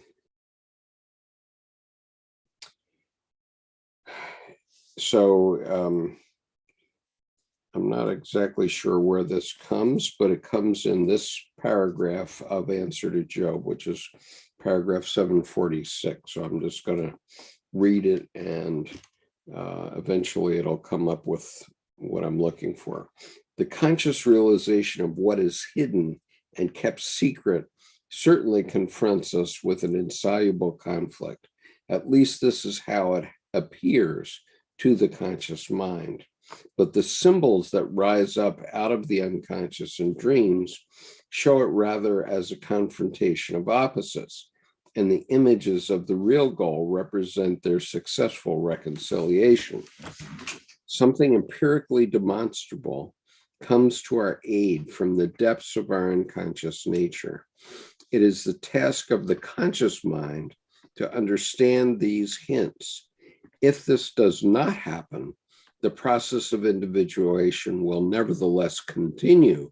The only difference is that we become its victims and are dragged along by fate towards that inescapable goal that we might have reached walking upright, if only we had taken the trouble and been patient enough to understand in time the meaning of the noumena that cross our path. Okay, so that's it. Do you have a comment on that, or do you want me to? Well, I go back to the gala again. this thing of becoming visible, and then as soon as you're visible, you can be a victim. But being a victim is a little bit like a choice, but it's also a little bit of a sort of overreach. So if one doesn't overreach, for example, there were probably some people who walked into that room and said, to themselves, I have the best suit in the room, right? Or Yeah. the best dress, or the best Right. shoes, or the best whatever it is. And Right. they're setting themselves up for failure. Sure. They're also walking in as a loser, as a victim, as something judged. Because again, I mean, I do think this notion of judgment has a lot to do with what we're talking about right now in this realm of whether or not there's free will and whether or not fate is going to bat us around, Surely, because you walk into the room, and if you have to think that, if you have Yeah, to think, I have the best dress in the room or the best yeah, shoes, right, almost certainly your unconscious already knows that you don't have, right, right? right. And And that's the Zen. That's yeah, that, because what I think of as Zen is empty mind. An empty mind isn't necessarily what we usually, in like day to day, like with a measuring cup, not empty, that empty, but the empty is that it's not impactful, I think would be the word to use for it, right? It's right. all there, right? I mean, when I studied meditation, I was told it's not that you're going to clear your mind and scrub it and then there's going to be nothing there. It's not going to be like a balloon that doesn't have anything on the inside of it, because even a balloon has air. Hmm. It's that you're going to have your inner and outer environment, and it's not going to impact you. It's not going to affect you. It's not going to cause doubt. It's not going to cause confidence. It's going to be non-causal. Right. And so your unconscious, notwithstanding dreams and visions, of course it Right. communicates with you that way, but you can walk into that room and just know that you're underdressed, or just know that Yeah. your dress isn't good enough, or something like that. Anything. You can know anything. Yeah. Right. And you know it instantly. Yeah. And then that's fate Right. dragging you along. But if you're individuated, then you just don't care, right? And so this is what he's saying here, which is, if you're very satisfied about the way you select your attire for any given situation, um, then that's that. You're individuated. You know what you should look like, and you're happy with the way you look, right? But if you're doubtful about that, then fate is going to drag you along. Okay, is going to teach Right. you a lesson. Right. Okay, and that lesson is, fate's going to grab you by the ankle and say, you made a really bad choice this time, and it Right. doesn't suit your purposes. Now, there And are that some. leads to the broken ankle or the twisted ankle, or I mean, it could lead to Absolutely. anything in practical terms. Surely. But it also brings up this sort of Faustian bargain, because I think that what we're talking about is very much that sort of Mephistopheles, devil, something. You have welcomed the devil.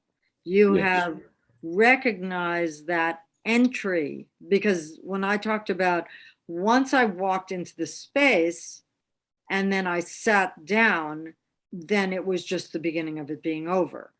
And when you walk into that space, you can welcome in this devil. You can welcome in this dangerous bargain. Sure. But you don't have to. Yeah, you don't have to. That's the doing and the not doing. You can just not doing. You can just be not doing. You can be being. Yeah. Or if you're a man, you could walk in your tuxedo, but have accidentally worn gray socks. And then you get to the dinner table and you realize you wore gray socks with your tux. And so either you're individuated and say, well, pish posh, who's going to notice anyway, and so on, or you can obsess about the fact of how stupid you are that day. Now, there's some interesting comments here, and Thomas Dennis has asked a question that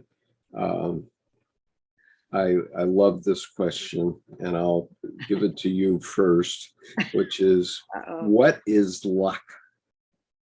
What is luck? Yes.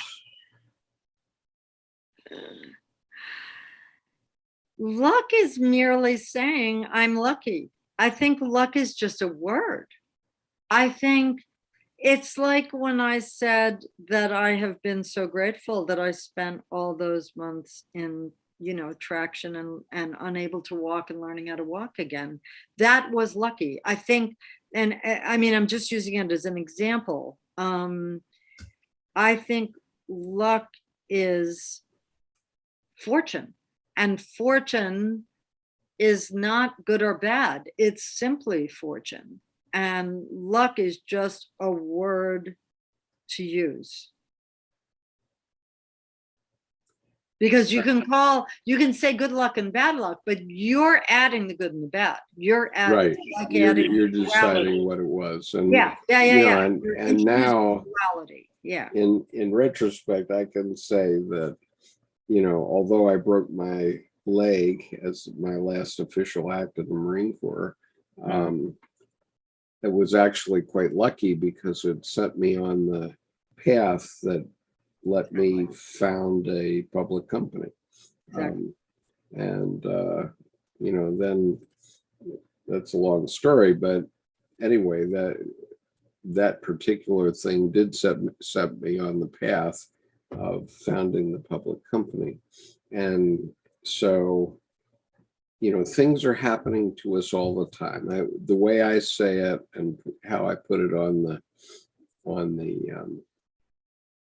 YouTube chat here is favorable random accident positively exploited. Okay. In other words, something happens in your life, and whatever it is, it's a random accident. It can only happen once in time and space because it wasn't predicted at all. But your psyche, by synchronicity, sees it as something that you can seize upon and do something with. Okay. And in that particular case, I seized upon the fact that I knew one of my students had some money, and so I went over and made a proposal to him, and he invested in my company, the first round, not the public round, but anyway, it set that thing in motion. Now I have to go back and see.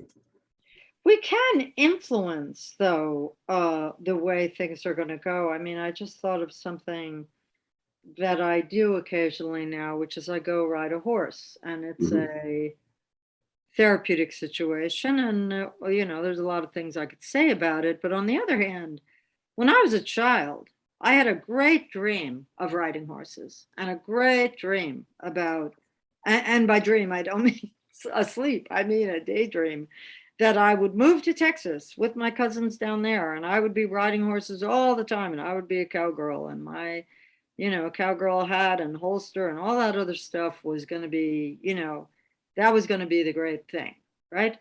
And now I go and I ride a horse, and it's not exorbitantly expensive, and I don't have to belong to some riding club and all this other stuff about it. So I'm lucky, fortunate, right, that I have the opportunity to do it. Also, I live in a part of the country where it's available, and I met enough people that I found a place to do it. But when other people say to me, oh, you're so lucky, you get to ride a horse, right? I have to say that I can say, yes, that's true. I am lucky. And one reason I'm lucky is because I wanted it so much in so much of my life. And I watched out for the opportunities. Yeah, sure. And then I found the opportunities, and my instructor, she remembers things from 30 years ago, or 29 years ago anyway. My daughter was about 3 years old when I introduced her to horses, which is how I got introduced to horses, because I didn't do that for myself. I did it for my daughter.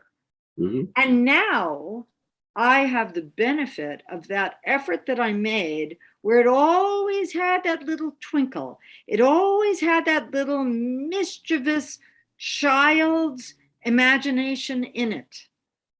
That when I am making the phone call to make the appointment, or driving up to the stable, or walking in and smelling. And then when I was there the last time, she put me on an Icelandic horse. She said, you've just been in Iceland. You rode a horse in Iceland. I am going to give you this incredible horse to ride, which I never thought of before. And that was all good fortune and all luck, but not really. Not in the sense of what I think it was Thomas who asked the question. I don't think it's in that realm of where Thomas was asking about luck. Oh, I think that's all about luck.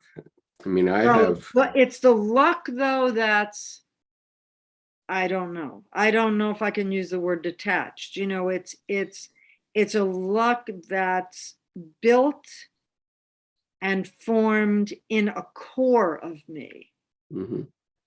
And watching for opportunities for all of the years of my life, or at least since I was about 5 years old. Yeah, well, I have a horse story too, which is that, when I was in junior high school, I thought I wanted to ride. And so my father called up this riding academy in the Philadelphia area and got him to pick us up every Saturday and take us out to this farm. But it was on condition that I would work. And so one of the things that allowed me to do was to build up my arm muscles, because I had to shovel manure in the stables. That was one of my jobs, and I never got paid anything for that. But then I did this for 8 years, and then we had to leave that and go to Japan. And what do I find but the 1st Cavalry Division of the Army up at Camp Zama, that still had horses. And so I used to lead on this bus little kids, 8 and 10-year-old kids. And I had this was the job that got me my Social Security number. I was paid $1.25 an hour to go out there on Sunday and babysit the kids on the bus. And there were 2 women on the bus. Okay. But what I found when I was out there was I was really uncomfortable. I was coughing and sneezing and so on. And I later learned that I'm actually allergic to horses. I'm actually allergic to horses, and I was miserable. but I didn't know that for another 10 years. And so meanwhile, there were these two young women on the bus who were my high school classmates. And lo and behold, those two women, well, there's a little bit more to the story than that. I sort of didn't notice them, okay, at the beginning when they were on the bus with me. And one day, one of them came up to me and she says, there's this girl that wants to meet you at the teen club. Will you go to the teen club? And I said, well, I live in Conover, it's an hour away. And, I'd have to tell my parents when we didn't have phones in those days, and not in Japan anyway. And so she says, well, no, it's got to be today because she's leaving Japan tomorrow. So I said, oh, okay, I'll come over and meet her and just be late for supper. Suck it up, Skip. Right. So then I did not see her. I did not see that woman again. How long was it? 45 years. 45 years. And the other one I saw after 30 years, for the first time after 30 years. And to this day, this very day, not more than an hour ago, I'm text messaging with these two women still. Yeah. And I was never interested in either one of them from a romantic point of view, except for the first time, maybe when this woman wanted to meet me. But out of the horseback riding and the allergies and all that stuff, and there are lots of other stories around that, I still have friends from 1962, right? So how long is that? That's 60 years that I still have these friends, and they're communicating with me, more than anybody else in my life at the moment. So amazing. So these things happen and they provide good karma for you, I think. And, I could have said, well, no, I don't want to talk to you, and then I would lose my luck because I wouldn't have positively exploited the possibility of communicating with those women. And I enjoy it now. Yeah. Yeah. So anyway, let's see what else we have. So Shannon says, example being during Mercury retrograde, we have more free will than at other times. Well, yes, a lot of us do have. And if you recognize it and see it, then you are lucky. And let's see, Fez says, most people, so Fez says, most people in the USA believe in free will, I think because of prosperity. So yes, we Americans tend to think we have free will more than we do. But, did you ever buy a boat? Okay, the two best days to have a boat, any boat, is the day you get it, and the day you get rid of it. Okay. And that's an old saw, but it's absolutely true, that you can have prosperity, enough prosperity to buy a boat or buy an airplane or take flying lessons or whatever it is, but it may not turn out that that's really such a good thing. And my partner on the boat and I, the first thing we said to one another when we went out of the Severn River into the Chesapeake Bay was, we need a bigger boat. Right. So from the first time we realized that we'd made a mistake, Yeah, we had fun with it for a decade or so, um, but just because you have money doesn't mean you have free will and that it works out just the way you want it. Let's see.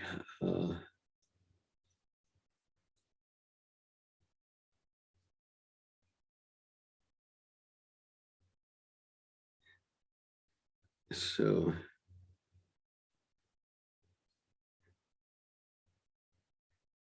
yeah, so Dennis Thomas says a word to use for a fortunate occurrence, no more. You can't create it alchemically. Well, actually, it happens. If it's a fortunate occurrence, it happens in a kind of an alchemical way in the the Jungian view of alchemy, because something in the situation tells you this is lucky. And so did I feel lucky the day I broke my leg? Well, not really. I mean, I had to lie on my back in a hospital bed for a week, and then I had to have surgery. And they put a rod in my leg that was there for 28 years. So I didn't feel very lucky about that. But now in the fullness of time, I can see that it was lucky and that it put me off on this different track, which I wasn't expecting, but which myself made a number of decisions over time. And by self, I mean my deep unconscious made a number of decisions over time that made that event the causal event to the later event, right? Mm. That it wouldn't have happened if that hadn't been. There also are coincidences that feel lucky that yeah. I think are part of a Jungian way of looking at the flow of our lives. A couple of weeks ago, it's hard to describe exactly how much of a coincidence this was, but I mean, I live in Jersey City. This was a person who lives in Brooklyn.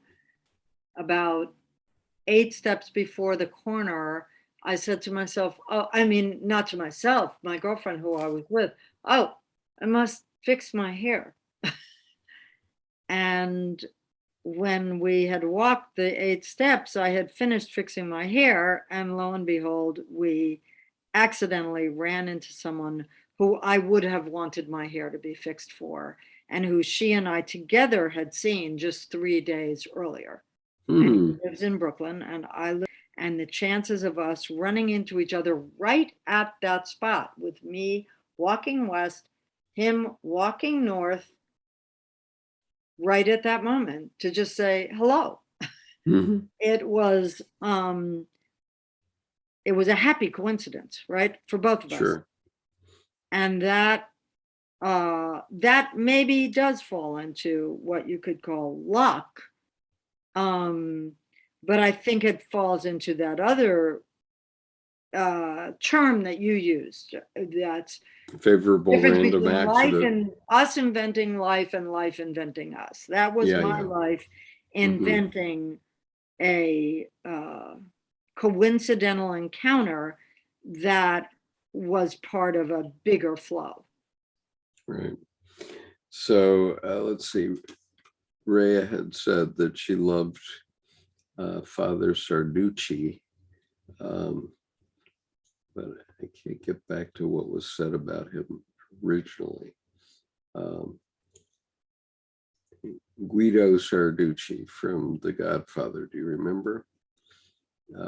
Thomas had said, wasn't it Father Guido Sarducci who spoke to the guy who wanted to sell his soul to the devil, but couldn't get anything for it?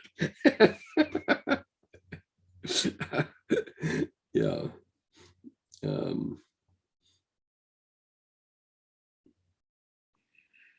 Okay, let's see what else we have.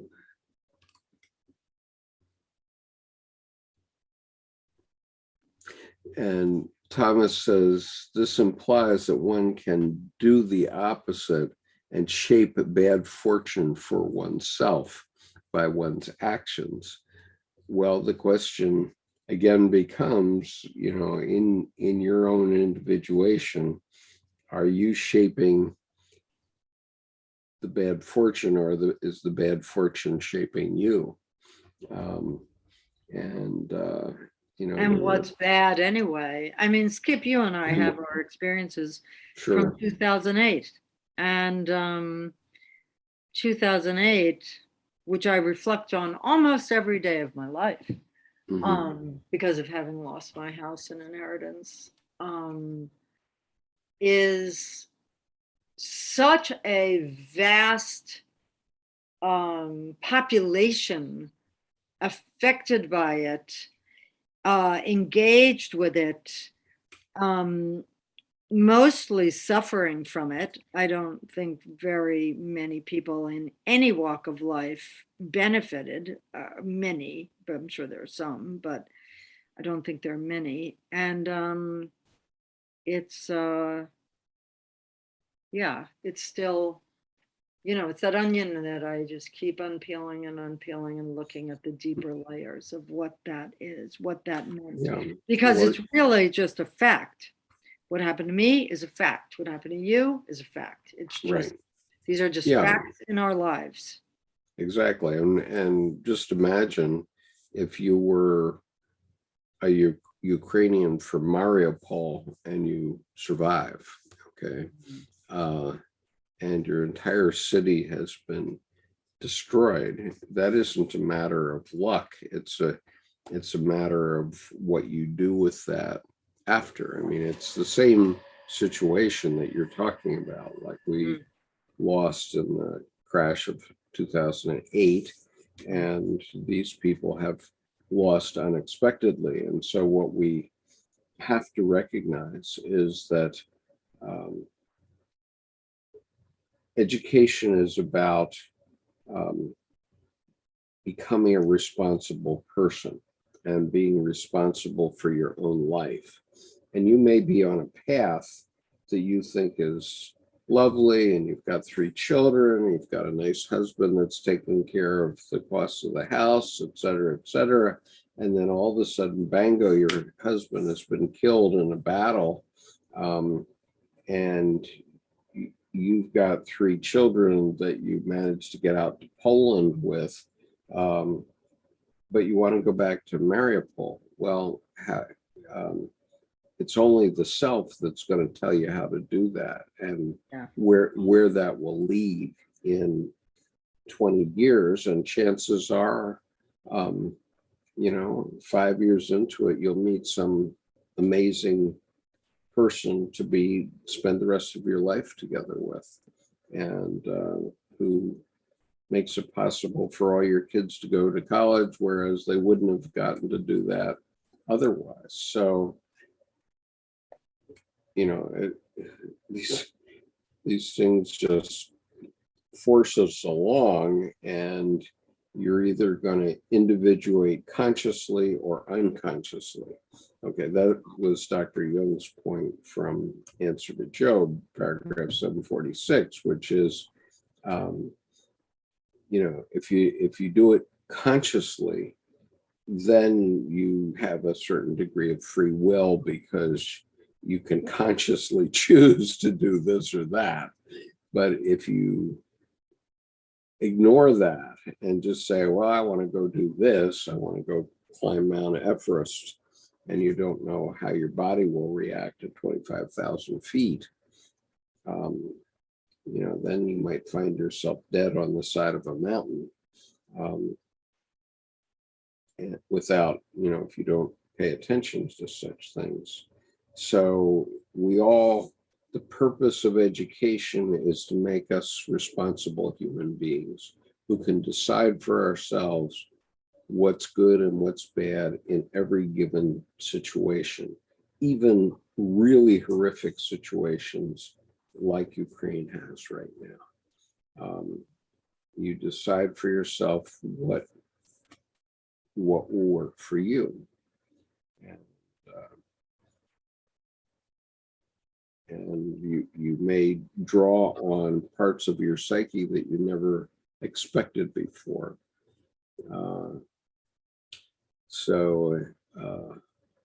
Right. So let's see.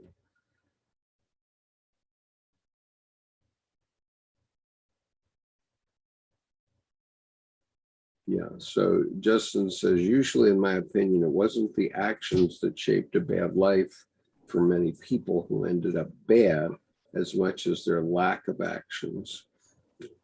Certainly, what did we do wrong that has 35-year-old men living in the basement of their mother? Instead of going out and getting a life, you have to get a life. The purpose of education is so that you can take on responsibility. And we are problem-solving creatures. We solve 100 problems a day, right? At least, maybe more.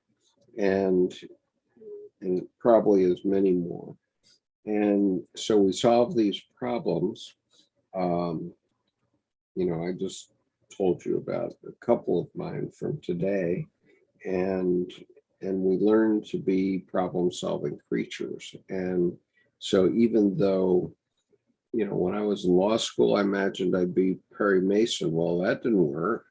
And when I was in business school, I imagined it would help me in business. Well, that didn't work. The only thing it told me was what statistics is, and I never had an occasion to use that kind of statistics in my business career, but it taught me how to survive in a very difficult business school. If it wasn't tough, it wouldn't be worth anything. And so, each step is a question of, do you rise to the occasion and do what is nearest at hand to you? Or maybe it's not nearest at hand, but something that you can reach. Isn't that it, Annabelle? That sounds good. That sounds like a good way to put it. Yeah.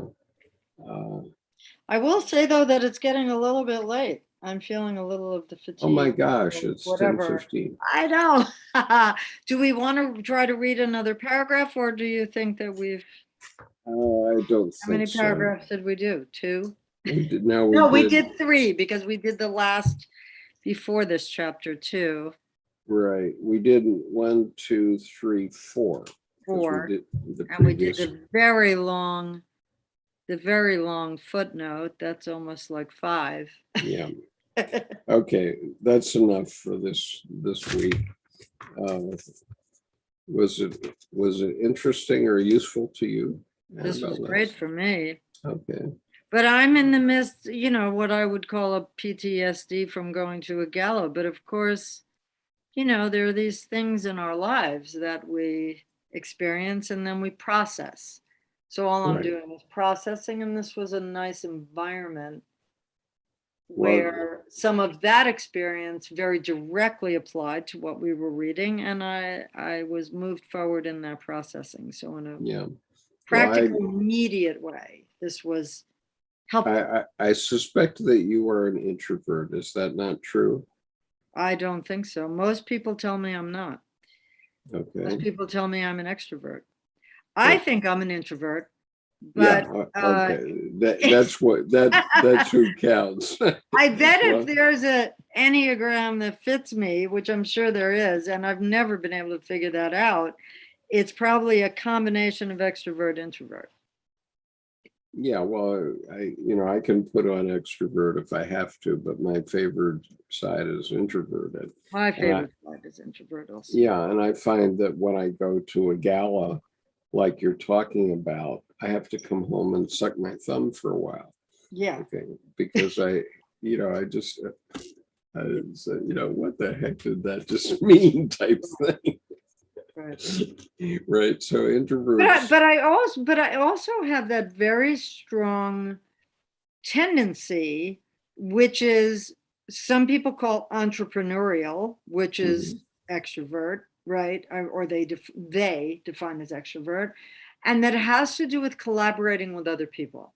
So when it comes to making things alone or doing things together with other people, even if most of my task is an alone solitary task that I'm doing it because more than me has the intention about it. So I'm motivated by a sort of group thing, which is why I'm a publisher. So I publish because I work with other people's work. I have a friend who publishes all his own books of his own writing by his own design and all that sort of thing. And I don't quite get it. I could never do that. I want to collaborate. And I'm always looking for collaborators. Well, and me too, but I think that, the natural, I mean, I'm an entrepreneur too, and I'm a dyed-in-the-wool one. In other words, every time I sit down with somebody, I say, what could we do together? Right. And oftentimes, as is the case between you and me, I never follow through on that, but we are doing something together anyway, Yes. whether, and it's a golden thread that works. Yes. And Thomas just said that he enjoyed this conversation very much. Right. And I enjoyed Thomas's contributions to it too. Yeah, me too. Thomas Dennis is an excellent writer, and people should look up his books on Amazon. He's a poet, and I've known him for several years now, and I always enjoy his participation in the group. And Thomas says, a conversation is quite often a sacred thing. Yeah, I think that's right. My wife being a very smart woman, I was bugging her about things that were coming to mind, right? Especially about Jung years ago. And she, at first they said, write a book. So I wrote a book. Wasn't very satisfying, but I did write one. And it's called Tsunami of Blood, believe it or not. Sure. And then 7 years later, I wrote another book, and it was called Political Psychology, New Ideas for Activists. Nobody read it. And so then what came out was to do a website, and I was doing a website, and that seemed good for a while. But ultimately, I found YouTube and doing what we're doing now. And that seems to be what we poets would call my métier. In other words, it's what I naturally am drawn to, because I don't have a throng around me. We have a few people who are communicating with us on YouTube chat, but otherwise you and I are having an open conversation about things that have happened to us and what they mean. And I think it's very useful. And we're reflecting on Jung's writing, which is what brought me into this. Sure. To reflect on, instead of just pick up a Jung book, although I have been reading those essays on nature. I mean, they're not essays, they're the fragments edited together by another woman. Her name escapes me now. Which is a great book, and I can read it in solitary, but I like this process of reading together, reading and discussing. Yeah, so Thomas says, I always thought of it as a positive personal evolution of a person through time. Is there such a thing, if it isn't crazy to ask, as collective luck for good or ill? Well, I certainly think that that's the case, Thomas. And I think that, the prosperity of the United States, which Fez mentioned a little earlier, is based on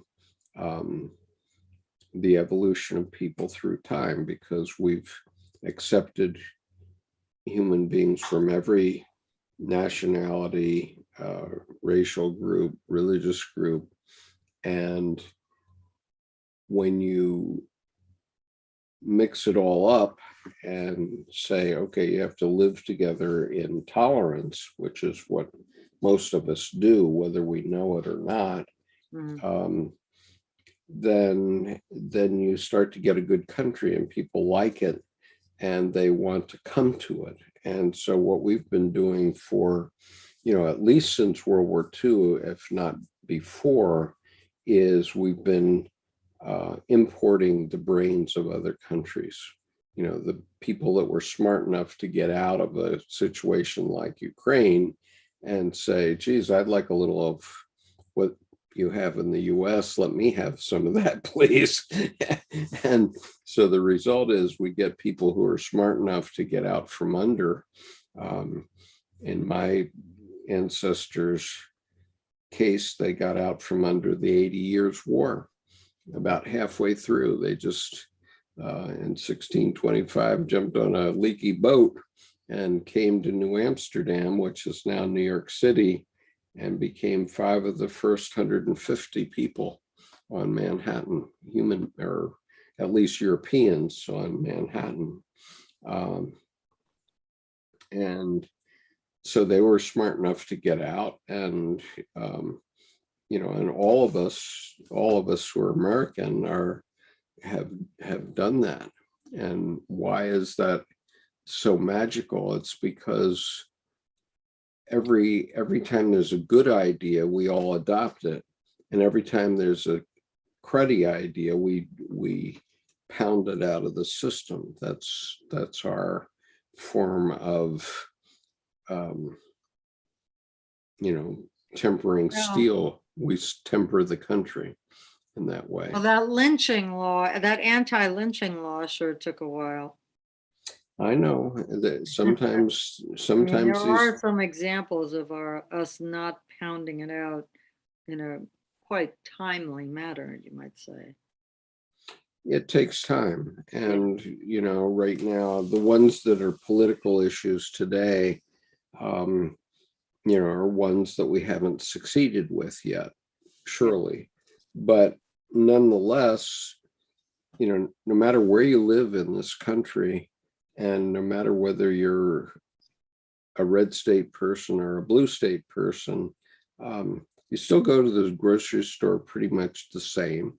You're still pretty tolerant of the people that are in your society.